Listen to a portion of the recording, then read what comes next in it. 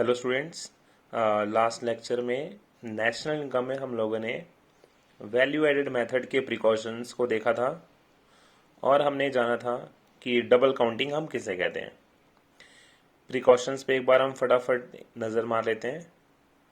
हमने पहला उसमें पढ़ा था इंटरमीडिएट गुड्स को नेशनल इनकम में इंक्लूड नहीं करते हैं। दूसरा हमने पढ़ा था सेकेंड हैंड गुड्स की सेल एंड परचेज को हम नेशनल इनकम में इंक्लूड नहीं करते हैं।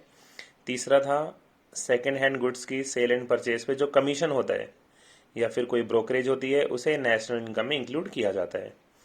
चौथा हमने पढ़ा था जो भी सेल्फ कंजम्पशन के लिए सर्विसेज होती हैं उसकी वैल्यू को नेशनल इनकम में इंक्लूड हम नहीं करते क्योंकि उन्हें कैलकुलेट करना बहुत ही मुश्किल होता है। और फिफ्थ पॉइंट हमने देखा था कि सेल्फ कंजम्पशन जो भी गुड्स के लिए किया जाएगा, यानी गुड्स का जो भी प्रोडक्शन होगा सेल्फ कंजम्पशन के लिए, उसे हम नेशनल इनकम में इंक्लूड करते हैं क्योंकि इसकी वैल्यू को हम आसानी से कैलकुलेट कर सकते हैं और मार्केट में से सेल कर सकते हैं। फिर हमने देखा था कि डबल काउंटिंग किसे कहते हैं, जो कि वैल्यू एडेड मेथड से ही हमें पता चलती है। डबल काउंटिंग में ये होता है कि अगर हम किसी भी गुड्स को एक से ज़्यादा बार काउंट करते हैं तो उसे हम डबल काउंटिंग कहते हैं। जिसके लिए देखिए इस वीडियो में नीचे स्क्रीन पे एक एग्जांपल है जिसमें फार्मर वीट सेल करता है 500 रुपीज़ की मिलर को। मिलर 700 रुपीज़ का फ्लोर सेल करता है बेकर को और बेकर 1000 की ब्रेड बनाकर कंज्यूमर को सेल करता है। अगर हम यहाँ पर 500 प्लस 700 प्लस 1000 करेंगे तो यहाँ पर जो वीट है उसकी वैल्यू एक से ज़्यादा बार काउंट हो जाती है। इसी को हम डबल काउंटिंग कहते हैं। जैसा कि आप यहाँ पर ऊपर एग्जाम्पल में देख सकते हैं, total value of output is equal to 500 plus 700 plus 1000 is equal to 2200। The value of wheat and flour are counted more than once, यानी एक से ज़्यादा बार काउंट हो चुकी है, इसलिए इसे हम डबल काउंटिंग की प्रॉब्लम कहते हैं। तो आज का हमारा टॉपिक स्टार्ट करेंगे हम कि डबल काउंटिंग की जो प्रॉब्लम है उसे हम कैसे अवॉइड कर सकते हैं।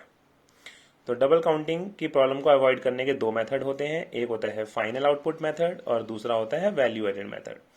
जैसे फाइनल आउटपुट मेथड हमारा पहला हम देखेंगे। यहाँ पर क्या होता है, किसी भी गुड्स की जो फाइनल वैल्यू होती है हमें हमेशा उसी को ही कंसिडर करना चाहिए। जैसे जो हमने पीछे एग्जाम्पल देखा था वहां पर ब्रेड की जो फाइनल वैल्यू थी वो थी ₹1000, तो हमें ₹1000 को ही यहाँ पर कंसिडर करना चाहिए। ठीक है, और अगर हम सीधा फाइनल गुड्स की वैल्यू को कंसिडर करेंगे तो कभी भी डबल काउंटिंग की प्रॉब्लम हमारे सामने आएगी ही नहीं, क्योंकि नेशनल इनकम में हमेशा फाइनल गुड्स की वैल्यू को ही इंक्लूड करते हैं, इंटरमीडिएट गुड्स की वैल्यू को इंक्लूड नहीं करते हैं। दूसरा है हमारे पास value added method. Value added method के अंदर क्या होता है, इसमें हम फाइनल गुड्स की वैल्यू को तो नहीं लेते, बल्कि जो भी गुड्स हमने अलग अलग प्रोसीजर पर अलग अलग टाइम पे अलग अलग स्टेज पे जो सेल किया है ना, उसमें हमने जितनी भी वैल्यू ऐड करी है, सिर्फ आपको क्या करना है, उस वैल्यू एडेड की जो वैल्यू है उन्हीं को लेना है बस। जैसे जो फार्मर था उसने कितनी वैल्यू ऐड करी थी, 500 रुपीज़। मिलर ने कितने का बेचा था, 700 का। तो 500 प्लस 200, यानी इसने 200 की वैल्यू ऐड करी है। तो 500 की फार्मर ने, 200 की मिलर ने, प्लस बेकर ने कितनी करी थी, 300। तो 500 200 300, सिर्फ इन वैल्यू एडेड को ही हमें ऐड करना है। टोटल कितना हो गया, 1000। सीधा इस वैल्यू को हम लिख लेंगे, तो यहां पर हमें डबल काउंटिंग की प्रॉब्लम आएगी ही नहीं। तो क्या किया हमने, या तो फाइनल आउटपुट मेथड यूज किया जिससे सीधा फाइनल गुड्स की वैल्यू को ले लिया गया, या फिर दूसरा हमने तरीका अपनाया वैल्यू एडेड मेथड का, जहां पर जितने भी हर स्टेज पे वैल्यू ऐड की गई है उन सभी को हमने कंसिडर किया। ठीक है, इनकम मेथड का फॉर्मूला मैं आप लोगों को समझा चुका हूं हमारे लास्ट लेक्चर के अंदर, और इसके हम लोगों ने क्वेश्चंस की प्रैक्टिस भी कर ली है। बस ये यहाँ पर फॉर्मूला थोड़ा थियोरेटिकली है और थोड़ा एक्सप्लेन्ड है, बाकी प्रॉपर तरीके से न्यूमेरिकल के लायक मैं आप लोगों को करवा चुका हूँ। फिर भी आप फॉर्मूला अगर देखना चाहते हैं इनका मेथड का तो आप देख सकते हैं, बाकी का पार्ट यहाँ पर है। ठीक है, वैसे मैंने बहुत ही ईजी वे में आपको क्लासेस में और जो लेक्चर है यूट्यूब पे उसमें समझा रखा है। तो आइए आज हम नेक्स्ट टॉपिक देखते हैं अपना, प्रिकॉशंस ऑफ इनकम मेथड। अगर कभी न्यूमेरिकल नहीं आता तो ये प्रिकॉशंस पूछी जाती है एग्जाम में। ठीक है, तो इसके अंदर पहली प्रिकॉशन है, transfer income is not included in the national income. जो ट्रांसफर इनकम होती है उसे कभी भी नेशनल इनकम में इंक्लूड नहीं करते हैं। ऐसा इसलिए होता है क्योंकि जो ट्रांसफर इनकम होती है ये कभी भी प्रोडक्टिव नेचर की नहीं होती, यानी इससे ना ही गुड्स का कोई प्रोडक्शन होता है ना ही सर्विसेज का प्रोडक्शन होता है। ये सिर्फ वन साइडेड पेमेंट या फिर इनकम होती है, इसलिए कभी भी ट्रांसफर इनकम को नेशनल इनकम इंक्लूड नहीं करते। दूसरा है income from sale of second hand goods will not be included in national income, यानी सेकेंड हैंड गुड्स से जो इनकम मिलती है उसको भी हम नेशनल इनकम इंक्लूड नहीं करते हैं। और ये सेम पॉइंट आप लोगों ने कहाँ देखा था, वैल्यू एडेड मेथड के अंदर भी इसे हमने देखा था।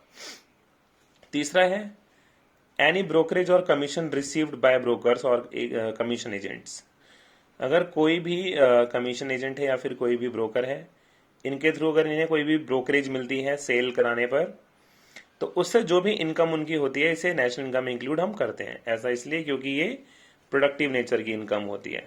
ठीक है, उन्होंने सर्विस दिया, उसके बदले उन्हें इनकम मिल गई है, तो इसे नेशनल इनकम में हम इंक्लूड करेंगे, कंसिडर करेंगे। चौथा पॉइंट है income from sale of shares, bonds and debentures will not be included in national income. जैसे कि जो भी शेयर से मिलने वाली इनकम होती है, डिवेंचर से मिलने वाली इनकम होती है, बॉन्ड से मिलने वाली इनकम होती है, इन सभी को हम नेशनल इनकम में इंक्लूड नहीं करते हैं। ऐसा इसलिए क्योंकि ये सिर्फ क्या है, पेपर क्लेम्स होते हैं। यहाँ पे सिर्फ क्या होता है, लोगों पे ना टाइटल बस ट्रांसफर होता है। जैसे मान लीजिए कि मैंने 10 शेयर किसी और को सेल कर दिए, 20,000 के थे, 50,000 में सेल कर दिया, तो यहाँ पर शेयर तो 10 ही है, शेयर का प्रोडक्शन हुआ ही नहीं। 10 शेयर थे, अभी 10 शेयर बस मुकेश के नाम पे थे, 10 शेयर आलोक के नाम पे हो गए। तो यहाँ पर बस ये इजीली क्या होता है, टाइटल चेंज होता है लोगों का बस।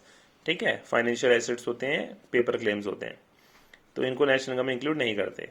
लेकिन शेयर को सेल परचेज कराने पे जो भी कमीशन होता है या ब्रोकरेज होती है वो प्रोडक्टिव नेचर की होती है, तो उसे हम नेशनल इनकम में इंक्लूड करते हैं।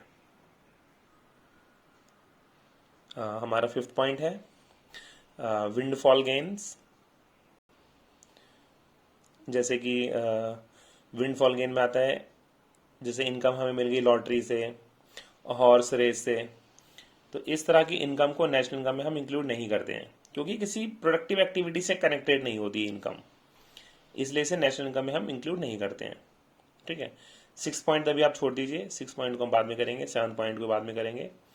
आप सीधा 8th पॉइंट देखिए, इनडायरेक्ट टैक्सेस, जैसे कि सेल्स टैक्स हो गया, एक्साइज ड्यूटी, कस्टम ड्यूटी, है ना, जो भी जीएसटी है, इन सबको नेशनल इनकम इंक्लूड नहीं करते हैं क्योंकि जो नेशनल इनकम होता है उसे हम पीछे पढ़ चुके हैं, NNP एट FC होता है, net national product at factor cost, और फैक्टर कॉस्ट में कभी भी टैक्स इंक्लूड नहीं होता। इसलिए जितने भी इनडायरेक्ट टैक्सेस हैं उन सभी को हम नेशनल इनकम में इंक्लूड नहीं करते हैं। जो 6th और 7th पॉइंट है, जब हम क्लास में मिलेंगे तो वहां पे इसको मैं आपको प्रॉपर तरीके से एक्सप्लेन करूंगा। ठीक है, अभी नेक्स्ट देख लीजिए आप, एक्सपेंडिचर मेथड का फॉर्मूला बहुत ही इंपॉर्टेंट है। ठीक है, और थोड़ा सा बच्चों को टफ भी लगता है ये, यहाँ पे फुल्ली एक्सप्लेन्ड है ये, एक एक चीज बिल्कुल क्लियरली आपको यहाँ पे दिखेगी, कहीं आपको कोई प्रॉब्लम नहीं आएगी न्यूमेरिकल करने में। ठीक है, हाँ फॉर्मूला यहाँ पर इसका ही देख सकते हैं आप। आज के लिए अब आप ये देख लीजिए कि हम जो नेक्स्ट क्लास है उसमें एक्सपेंडिचर मेथड के प्रिकॉशंस करेंगे, नॉमिनल जीडीपी पढ़ेंगे, रियल जीडीपी पढ़ेंगे, और जीडीपी डिफ्लेटर, इसके कुछ न्यूमेरिकल भी करेंगे। एग्जाम में बहुत ही इंपॉर्टेंट है ये वाले टॉपिक भी। ठीक है, कभी कभी क्या होता है कि जीडीपी डिफ्लेटर से भी न्यूमेरिकल आया था एग्जाम में, ये सभी करेंगे हम। बाकी जैसे स्कूल ओपन होंगे आप सभी मुझसे ये नोट्स ले लेना, मैं आपको सभी को ये नोट्स दे दूंगा। ठीक है, इन नोट्स से सब कुछ आपके एग्जाम में आ जाएगा। आप लोग न्यूमेरिकल करते रहिए। ठीक है, हम मिलेंगे अपने अगले लेक्चर में।